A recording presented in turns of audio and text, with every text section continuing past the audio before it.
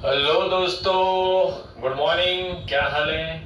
अभी यहाँ पर बज रहे हैं सवेरे के 7 बज रहे हैं। ये वीडियो मैं आपके सामने रख रहा हूँ जो जिसमें आज हम डिस्कस करेंगे। This is a very important video जिसमें हम डिस्कस करने वाले हैं फोरकास्टिंग के प्रॉब्लम्स। ठीक है, एक नए लुक में और एक नए एनर्जी के साथ इस वीडियो की शुरुआत करते हैं। ठीक है दोस्तों, तो प्रॉब्लम मैंने आपको बोर्ड के सामने लिखा है।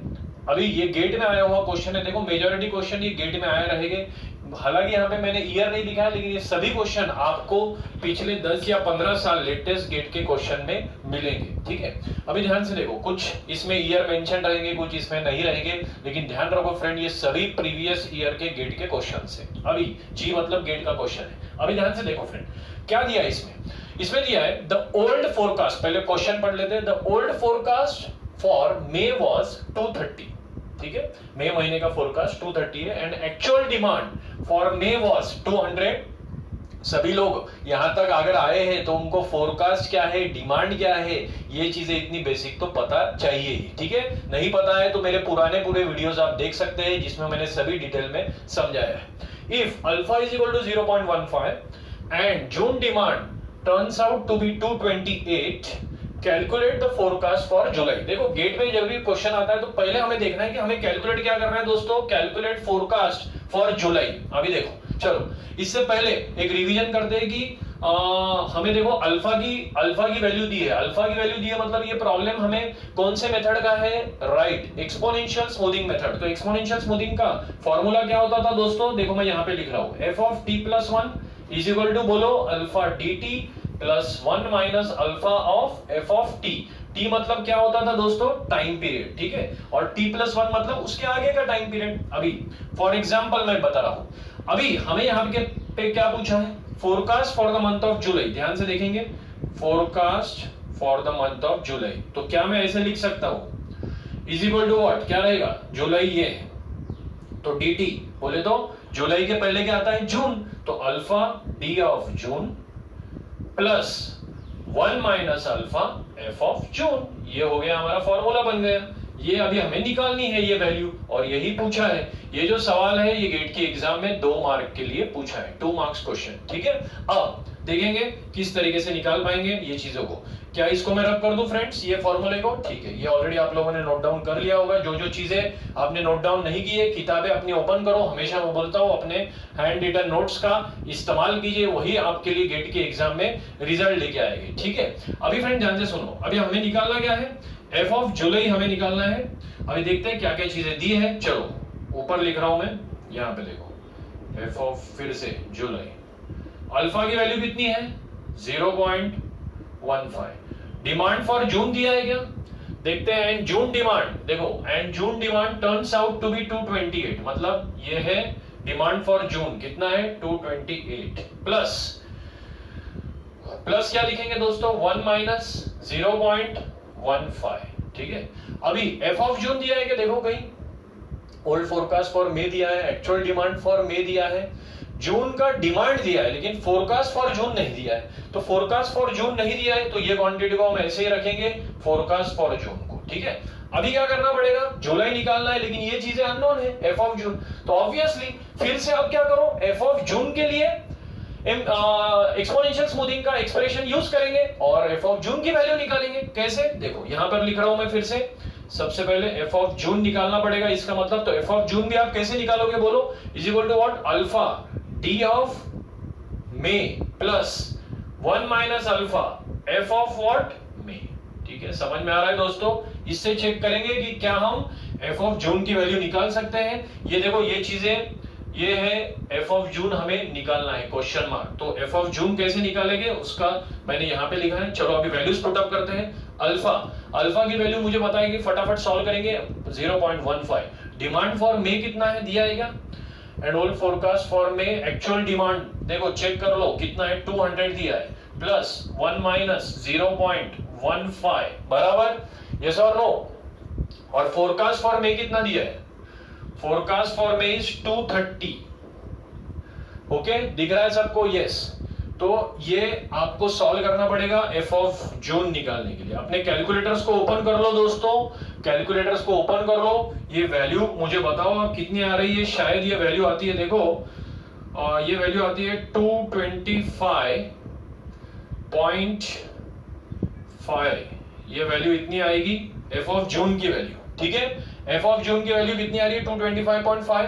तो आप ये इसमें डाल दो 225.5, तो ये क्या हो जाएगा अभी 225.5 एफ ऑफ जून हो जाएगा। और ये पूरा आप सॉल्व करोगे, एफ ऑफ जुलाई का वैल्यू निकालोगे और आप देखोगे कि फाइनली आपको मिलेगा F of July is equal to 225.9। तो होता क्या है दोस्तों, काफी बच्चे कभी कभी क्या कर लेते हैं कि 225.5 को कभी कभी सही मान लेते हैं, वही ऑप्शन टिक कर लेते हैं, क्योंकि दोनों ऑप्शन देखो दिए हैं। तो सही आंसर क्या है, ऑप्शन सी को हम सिलेक्ट करेंगे, that is 225.9 is the right answer. Please calculate the things. देखो इसमें हमें जुलाई निकालना था, ध्यान से सुनो। ये जो है ऐसे वाले क्वेश्चन गेट की एग्जाम में 3 या 4 बार आ चुके हैं अभी तक सेम टाइम।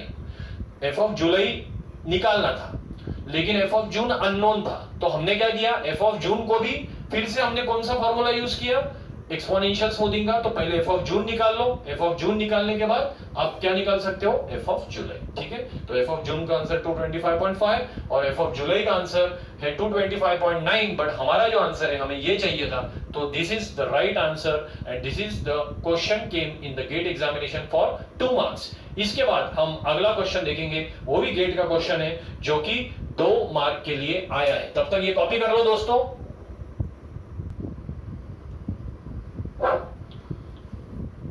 तो दोस्तों अभी अगला जो क्वेश्चन है ये गेट के एग्जाम में आया है, काफी आसान सवाल था। हालांकि as compared to our previous question this question was very easy, but let us see the question what was it.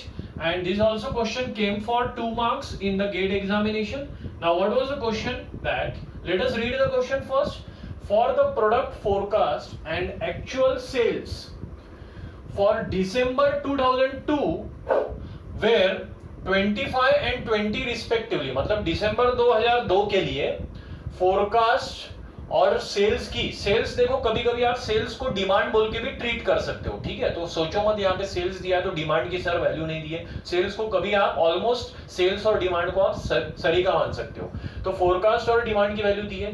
If exponential smoothing constant is 0.2 then forecast sales for January 2003 would be what, ठीक है। मतलब जनवरी 2003 का हमें sales का value निकालना है कि जनवरी 2003 में कितना होगा। तो ऑब्वियसली देखो कभी भी मैं बार बार बताता हूं, जब अल्फा की वैल्यू दी है मतलब हमें कौन सा फॉर्मूला यूज करना है, एक्सपोनेंशियल स्मूथिंग का। तो एक्सपोनेंशियल स्मूथिंग का फॉर्मूला क्या होता है दोस्तों, एफ ऑफ टी प्लस 1, जी हाँ बराबर, is equal to alpha D T plus 1 minus alpha of F of T.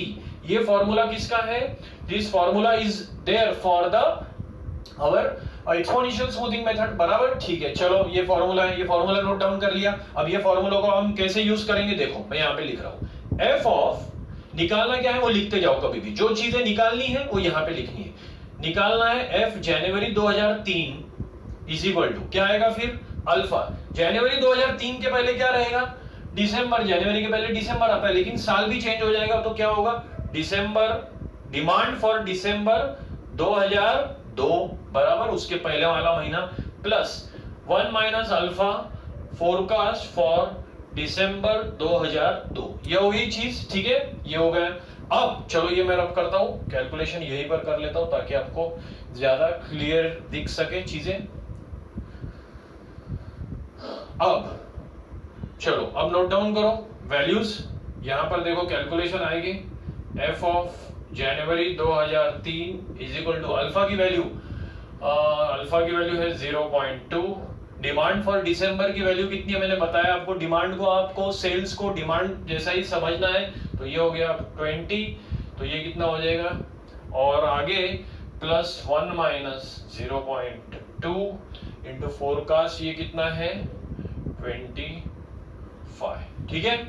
इसको आप सॉल्व करोगे तो आप देखोगे कि ये कितना आता है, देखो 0.8, तो ये कितना हो गया 20, 0.8 इंटू 25 20, और ये कितना आ जाएगा 4, तो 20 प्लस 4 25, ओरल आंसर था 24, सॉरी, तो 24 इज द आंसर। 4 प्लस ये 4 प्लस ये 20, 24 इज द राइट आंसर। ठीक है, तो ये हो गया 24 इज द राइट आंसर। ठीक है, तो ये सवाल आप बराबर से लिख लो और इसको सॉल्व करें खुद से। कभी भी देखो, अभी ध्यान से सुनो, इसके बाद आप क्या करोगे, एक टेक्निक फॉलो करनी है। जब भी क्वेश्चन आपके सामने रहेगा, पॉज बटन दबाओ और खुद से ट्राई करो। पहले क्वेश्चन खुद से ट्राई करना है, फिर सॉल्यूशन देखना है प्ले करके वीडियो को। ठीक है, तो अगला सवाल भी काफी इंटरेस्टिंग है, जो गेट में आप पूछ चुके हैं। काफी इंटरेस्टिंग सवाल है, हम देखेंगे। पहले ये सवाल आप कर लो। ठीक है, थैंक यू फ्रेंड्स। तो दोस्तों, अभी ये जो सवाल है, ये मान लो गेट 2003 में पूछ चुके हैं 2 मार्क के लिए। अभी ये जब सवाल आया था तो काफी बच्चों ने ये सवाल कर नहीं पाए थे, क्योंकि जिनको डिटेल चीजें पता थी वही स्टूडेंट्स ये सवाल कर पाए थे। तो ध्यान से देखो फ्रेंड्स, मेरे पुराने वीडियोस में मैंने एक चीज आपको पढ़ाई थी। जब एक्सपोनेंशियल स्मूथिंग मेथड हम देख रहे थे, तो मैंने वहां पे आपको 2 एक्सप्रेशन पढ़ाए थे। ये क्वेश्चन शुरू करने से पहले वो कंसेप्ट मैं आपको दोबारा याद दिलाना चाहता हूं। मैंने आपको बोला था, देखो याद करो दोस्तों, केस नंबर 1 मैंने क्या बोला था आपको दोस्तों, कि अगर f of T, if f of T अगर दिया है, मतलब नोन है, तो हम कौन सा फॉर्मूला यूज करते हैं, f of T plus 1 is equal to alpha D T plus 1 minus alpha f of T. ये फॉर्मूला हम कब यूज करते हैं, जब हमें f ऑफ टी पता होता है। और अगर हमें f ऑफ टी अननोन है, याद करो, अपने नोट्स चेक कर लो या मेरा वीडियो चेक कर लो, पुराने वीडियो जिसने नहीं देखे हैं प्लीज देख लो, बार बार मैं बोल रहा हूं। तो f ऑफ टी अगर अननोन है तो आप क्या करोगे, ये फॉर्मूला यूज करोगे बाइनोमियल एक्सप्रेशन का, f of T plus 1 is equal to alpha D N plus alpha into 1 minus alpha D of N minus 1 plus dash dash dash. ठीक है, ये फॉर्मूला हमने देखा था। अभी ये चीज मैंने आपको समझाई थी। Let us go to the problem now. अब देखो यहाँ पे क्या दिया है, साइकिल की दुकान है। Sale of the cycle in shop in 4 consecutive month are 70। ये क्या लिखा है, देखो दोस्तों, ये लिखा है 70, ये लिखा है 68, 82 और 95। कोई साइकिल की दुकान है तो 4 महीनों का उसका सेल दिया है। एक्सपोनेंशियल स्मूथिंग एवरेज मेथड आपको यूज करना है, जिसमें अल्फा की वैल्यू 0.4 है, और आपको निकालना है कि एक्सपेक्टेड नंबर ऑफ सेल्स अगले महीने में कितना है, मतलब 4 महीने का दिया है, 5वें महीने का कितना है वो निकालना है। अभी देखो, जो बच्चों को ये कंसेप्ट दोनों पता नहीं है तो वो क्या करेंगे, f of 5 is equal to alpha d4 plus 1 minus alpha f of 4 करेंगे। और वो कहां उनकी सुई अटक जाएंगी, वो देख सोचते बैठेंगे, और सर ये d4 तो पता है लेकिन f4 तो दिया ही नहीं है, तो कुछ तो गड़बड़ है, कुछ तो गड़बड़ है, और वो सोचते बैठेंगे, प्रॉब्लम कर नहीं पाएंगे। समझ में आ रहा है? तो इसमें क्या इंपॉर्टेंट चीज है फ्रेंड, हम लोगों ने इसमें एक चीज देखी, आप इसमें कौन सा फॉर्मूला यूज करोगे, ऊपर वाला या नीचे वाला? ऑब्वियसली नीचे वाला, क्योंकि यहाँ पर ध्यान से देखोगे, आपको 5वें महीने की expected number of sales in next month, मतलब 5th मंथ का फोरकास्ट निकालना है, लेकिन 4th मंथ के फोरकास्ट की वैल्यू नहीं दी है, बराबर। तो f of t is unknown, तो ये वाला फॉर्मूला हम यूज करेंगे। इसको लिख लिया, मिटा दे, ठीक है। अभी ध्यान से देखो, अब वो फॉर्मूला हम लोग कैसे यूज करेंगे, ध्यान से देखो। अभी हमें निकालना क्या है, f ऑफ 5। देख लो, यहाँ पे बाइनोमियल एक्सप्रेशन का इस्तेमाल करने में जा रहा हूं। f of 5 is equal to what, alpha, देखो d4 plus alpha into 1 minus alpha d3 plus alpha into 1 minus alpha square d2 plus alpha into 1 minus alpha cube d1। समझ में आ रहा है दोस्तों? ये वाला फॉर्मूला हमने यूज किया। अब इसमें वैल्यूज डालेंगे। अल्फा की वैल्यू कितनी है, 0.4। d4 देखो, लेटेस्ट f5 5th मंथ है, 5th मंथ का लेटेस्ट कौन रहेगा, 4th मंथ। अब यहाँ पे ये दिए है sale of cycle in shop 4 consecutive month मतलब ये 1, ये 2, ये 3, ये 4, तो लेटेस्ट कौन सा है, चौथा वाला। तो यहाँ पे कौन सी वैल्यू लिखोगे 95 प्लस 0.4 अल्फा 1 माइनस 0.4 0.6 मैं डायरेक्टली लिख रहा हूं, ठीक है। d3 की वैल्यू 82। नेक्स्ट ये हो गया 0.4, ये हो गया 0.6 का स्क्वायर, ये हो गया 82 के पहले था 68 प्लस, वैल्यू चेक करते चलो दोस्तों, कहीं मिस्टेक हो रही है तो आप समझ लो, कंसेप्ट बाकी मैं बनाते चल रहा हूं, आपका हर एक कंसेप्ट आपका बन जाएगा। गेट में हर सवाल आपके बनने हैं, 5 या 6 मार्क कंफर्म है। ये सब्जेक्ट को छोड़ो मत। काफी स्टूडेंट इंडिया में सब्जेक्ट छोड़ देते हैं क्योंकि अच्छा फैकल्टी इसको ढंग तरीके से पढ़ा नहीं पाता है, इसलिए ये सब्जेक्ट के सभी वीडियोस देख लो। स्कोरिंग सब्जेक्ट रहेगा अगर सब कंसेप्ट क्लियर हो गए तो, ठीक है। अब आप क्या करो, कैलकुलेटर ले लो और ये पूरी वैल्यू निकाल लो। देखो मुझे वैल्यू पता है, कैलकुलेटर से आप जब सॉल्व करोगे तो वैल्यू आती है 73.26, ये वैल्यू आती है। अभी ध्यान से सुनो फ्रेंड, गेट में जब ये सवाल आया था ना तो काफी वाद विवाद हो चुका था, मतलब काफी इसमें बहस हुई थी। तो अभी देखो, अभी जब 73.26 आता है तो आप जनरली एज अ स्टूडेंट क्या सोचते हो कि 73.26 तो ऑप्शन मैच नहीं हो रहा है, तो आप क्या सोचते हो यार इसके नजदीक वाला कौन सा है, 72, उसको सिलेक्ट करते हो, ठीक है। तो जिन्होंने जब गेटी के एग्जाम में 72 सिलेक्ट किया था वो बच्चों को तो सही मिला ही था, लेकिन जिन्होंने 86 भी सिलेक्ट किया था उनको भी सही जवाब मिला था। आप सोच रहे होंगे सर कैसे, अब मैं बताता हूं, ध्यान से सुनो, उसका कंसेप्ट भी बता रहा हूं। देखो यार हर चीज है ना कंसेप्ट से रिलेटेड, एक बार कंसेप्ट आदमी के स्ट्रांग हो गए तो कोई भी सवाल उसके बनने हैं। तो अब देखो 73.26 का मतलब क्या होता है दोस्तों कि 5वें महीने में वो कितनी साइकिल बेच पाएगा। अज्यूम करो 74 साइकिल्स, ठीक है, एक अज्यूम करो, जस्ट एक रफली बता रहा हूं। आप 73 भी पकड़ लो, कोई दिक्कत नहीं। अभी 74, अभी जो स्टूडेंट ऑप्शन 72 सिलेक्ट करते हैं उसका मतलब क्या है, ध्यान से देखो उसका मतलब क्या है। देखो आप लोग अगर 72 सिलेक्ट करते हो तो आप लोग मुझे बताओ कि प्रोडक्शन कितने का करोगे। 72 जब ऑप्शन आप सिलेक्ट करते हो तो इसका मतलब क्या है कि आप बोलते हो कि फोरकास्ट इतना होने वाला है। तो आप ऑब्वियसली, मैंने बताया था कंसेप्ट में कि फोरकास्टिंग हम पढ़ते क्यों है, क्योंकि सेल जितना होगा उस हिसाब से हम हमारी प्रोडक्शन की प्लानिंग करते हैं। तो अगर आप 72, ध्यान से सुनो, अब अगर आप 72 ऑप्शन सिलेक्ट करते हो तो ऑब्वियसली आप कितना प्रोडक्शन करोगे, 72 साइकिल्स का, लेकिन एक्चुअली कितना हो रहा है 74। तो क्या होगा 72 साइकिल्स तो आप बेच पाओगे, लेकिन ऐसे 2 बार होगा कि 2 कस्टमर को 2 साइकिल आप जब वो आएंगे खरीदने के लिए तो आपके पास स्टॉक नहीं रहेगा। समझ में आ रहा है मैं क्या बोल रहा हूं। तो 72 साइकिल्स का आपने प्रोडक्शन किया, लेकिन एक्चुअल में कितना हो रहा है 74। तो ऐसे केस में मतलब ये वाला जो केस रहेगा, ये दोनों केस का अंडरस्टैंडिंग ये है कि आपके पास आखिरी में 2 साइकिल का स्टॉक नहीं रहेगा। तो ठीक है, आपने ये ऑप्शन सिलेक्ट किया। मैं अगर होता गेट में तो मैं ये ऑप्शन नहीं सिलेक्ट करता, हालांकि ये सही है, न्यूमेरिकली सही है, बट कंसेप्चुअली ये सब आंसर गलत है। अब अगला देखो, अगर आप सिलेक्ट करते हैं ऑप्शन नंबर ये वाला 86, तो इसका मतलब क्या है। 86 सिलेक्ट करते हैं तो ऑब्वियसली आप प्रोडक्शन कितना करते हैं, 86 का करते हैं, लेकिन सेल कितने का होने वाला है, 74 का होने वाला है एक्चुअल में। तो 74 का होने वाला है, आपने 86 सिलेक्ट किया, इसका मतलब क्या है कि आपके पास स्टॉक ज्यादा है। मतलब एट द एंड 86 में से 74 साइकिल बिक गई, बची कितनी 12 साइकिल्स, तो आपके पास एक्स्ट्रा स्टॉक 12 साइकिल का है।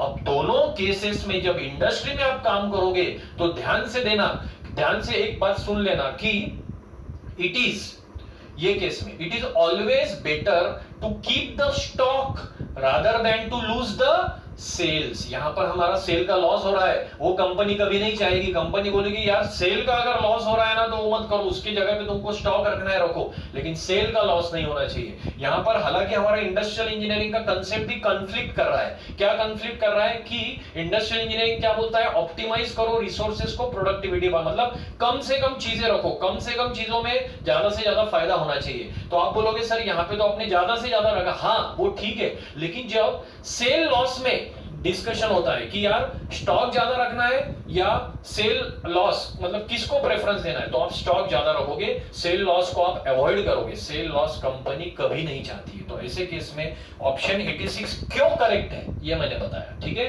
तो हालांकि ये क्वेश्चन में दोनों आंसर सही है, आइदर बी और either C, that I have shown it on this particular problem. Are you understanding. तो ऐसे समय क्या होता है गेट में जब डुअलिटी आंसर आते हैं तो दोनों को सही माना जाता है और दोनों क्वेश्चंस जो भी स्टूडेंट टिक करते हैं उनका आंसर सही होता है। तो लेकिन हमने ये कंसेप्चुअली देख लिया, यहां पर 2 साइकिल का लॉस हो रहा है, मतलब 2 साइकिल का स्टॉक नहीं होने की वजह से सेल लॉस हो रहा है, यहां पर 12 साइकिल्स का एक्सेस स्टॉक है, ठीक है। I hope each and everyone has understood. देखो यार जो जो चीजें मैं बोल रहा हूं ना किताबों में नोट डाउन करते चलो, ओके। अगला सवाल भी काफी इंटरेस्टिंग है जो हम देखने वाले हैं, जो गेट में पूछ चुके हैं, ठीक है।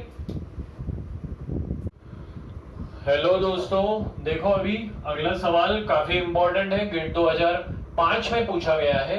और ये सवाल के लिए आपको क्या ध्यान रखना है फ्रेंड, ये कॉम्बिनेशन का सवाल है। कॉम्बिनेशन मतलब combination of moving average plus combination of exponential smoothing method, ये दोनों का मिलाकर ये सवाल है। ठीक है, तो ध्यान रखेंगे फ्रेंड, जिस किसी को भी कॉम्बिनेशन मतलब ये प्रॉब्लम सॉल्व करना है तो उसको मूविंग एवरेज का कंसेप्ट पता होना चाहिए और एक्सपोनेंशियल स्मूथिंग का भी। और अगर आपको नहीं पता है तो पुराने मेरे वीडियोस देख लो, जिसमें मैंने मूविंग एवरेज का कंसेप्ट डिटेल में समझाया है और एक्सपोनेंशियल स्मूथिंग का। ठीक है, तो it's a very good interesting problem which is a combination one. Now क्या दिया है देखेंगे friend, the sale of the product during the last year was 860, 880, 870, 890।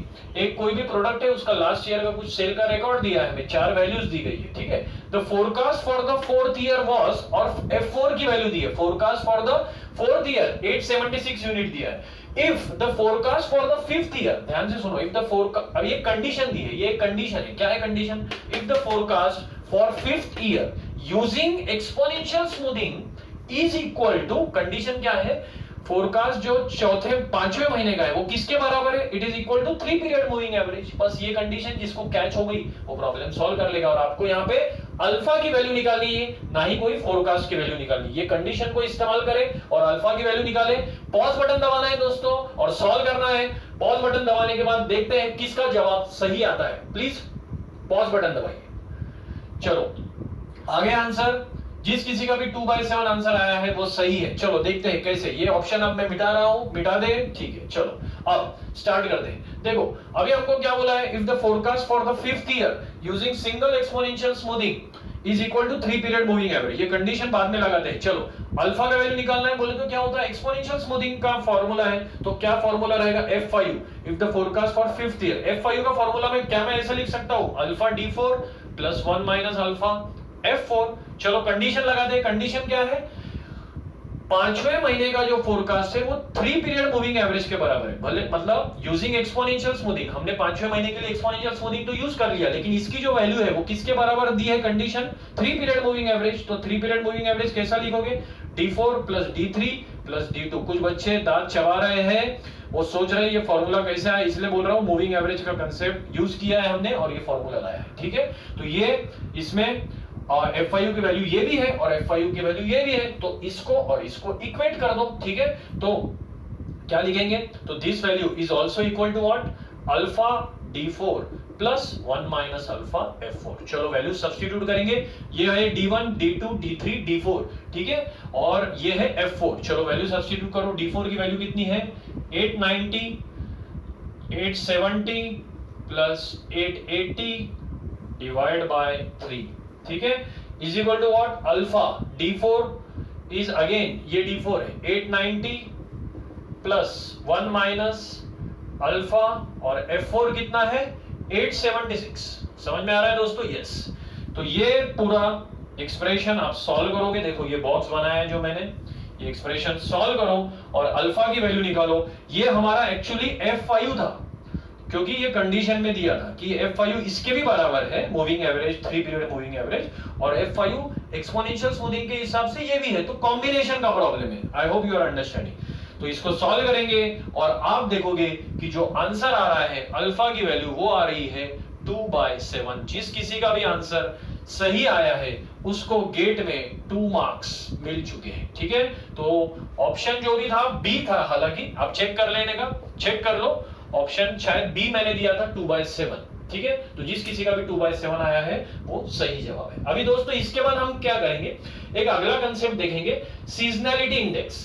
Seasonality index concept के बाद तुरंत मैं सीजनैलिटी इंडेक्स से रिलेटेड एक प्रॉब्लम ले लूंगा। उसके बाद मैं आपको एरर्स के कंसेप्ट और ट्रैकिंग सिग्नल के कंसेप्ट समझाऊंगा, और उसके बाद हम फोरकास्टिंग से रिलेटेड जो भी प्रॉब्लम बचे हैं, एरर्स, इसके कॉम्बिनेशन के, और गेट में देखो, गेट में अनगिनत प्रॉब्लम इससे रिलेटेड आएगी, ये ही कंसेप्ट से रिलेटेड। तो मैं काफी प्रॉब्लम टच करने की कोशिश करूंगा जिसके थ्रू आपका सभी तैयारी हो जाएगा। ठीक है, तो इस तरीके से अगला फ्लो करेंगे, और फिर उसके बाद काफी चीजें अभी तक बची है, ये तो जस्ट स्टार्टिंग है, इस तरीके से हम आगे बढ़ने वाले हैं। ठीक है, तो फ्रेंड ये लिख लो और आगे के वीडियोस जरूर देखें। ध्यान रखना, आगे के वीडियोस देखने से पहले पीछे के वीडियोस देखना ज्यादा जरूरी है। Thank you friends.